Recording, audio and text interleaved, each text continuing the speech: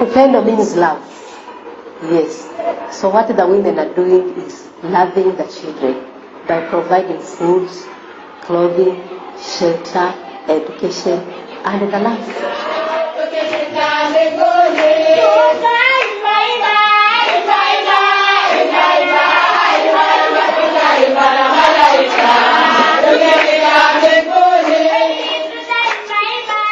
Upendo is composed of women from the Kilifi Methodist Church. These women came together in 1994 and they formed a group. Their main objective was to assist each other economically, socially, and physically. And the first project was started in 1995, which was a nursery school. This is the Kilifi Methodist Church. The women group started the nursery class in here. We had one class at the right end corner there. We had another class at this corner, and we had another class here.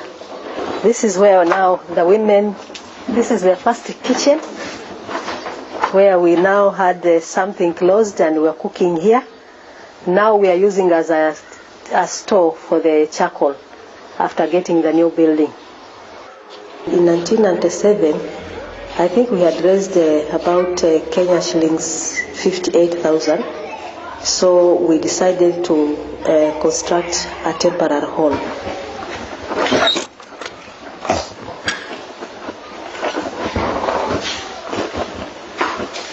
I had said the women had saved money to the tune of about 58,000 Kenya shillings, and then they started this hall. There was no floor, there was no iron sheets around, so it was very open. Late 97, we had 4 children who were schooling here, and they lost their father. 6 months later, they lost their mother. So those children dropped out of school. So in 98, we realized that trend was continuing. Any function we have at the church, we had quite a number of children who we had to cater for. There is nobody to take care of them. So they would be coming here and begging. Because we serve porridge at 10, they would also come here at 10 to beg for porridge. So the women were wondering, these children know us by name because they used to be here, and now they are begging. But don't you think these children are now a threat to us? Because tomorrow they will be big. They are not going to beg. They will snatch our handbags. They will kill us. So what are we going to do about these children?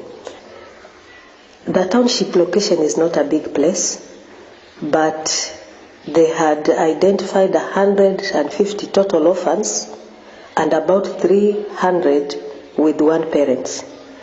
This is an example of the families who have lost both parents. There are 4 of them. One is unwell. The eldest is Elijah, and then Emmanuel. Jeremiah is not here, he's unwell. And then Samuel is the last born. Son was left by the mother before he was 6 months. So 2001, I told the women, let us find the smallest way we can help these children. And in 2002, we took some of them now to this nursery school. So we were giving them lunch and the mid-morning porridge. Now, as we continued, we realized that those children had more needs than just the food and the education. Isn't this problem too big than we can handle? If we can give them education and food, but they have nowhere to sleep, how are they going to concentrate? So the women said, now what are we going to do? Let us now look for other people to assist us. We made an application to the National AIDS Control Council in Kenya for money to feed the children and money to train the women on HIV/AIDS awareness.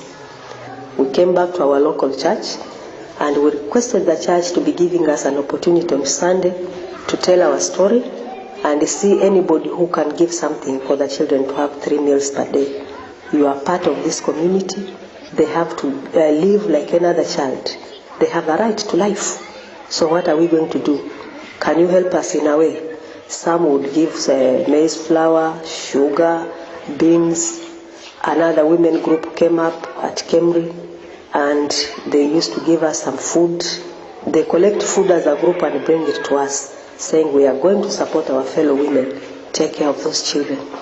In the meantime, we realized we needed a better place.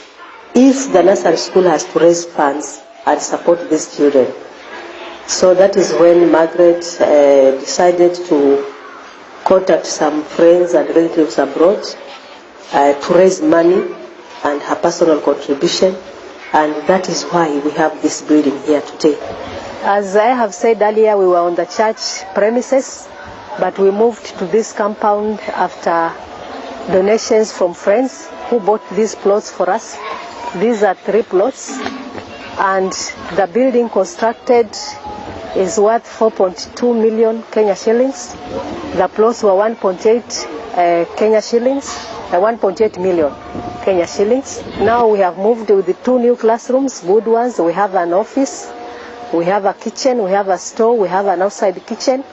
So it is as if we are from a desert to an oasis. Initially they thought this place would only cater for orphans, but now we have even the local children still coming to learn here, and that is one way they are supporting us, because when they pay fees, we are also taking care of the orphans. It has been a real big booster to this community. It was like somebody has been picked from a hole to another better place. The children who are being helped now, they are the ones who will develop this community tomorrow. If poverty has to be reduced, people should be educated, people should be well fed, and people should meet the basic human rights. So this community can only develop if we have well educated people. And I'm sure if we manage, these 90% of these children will be somebody in life. Yeah.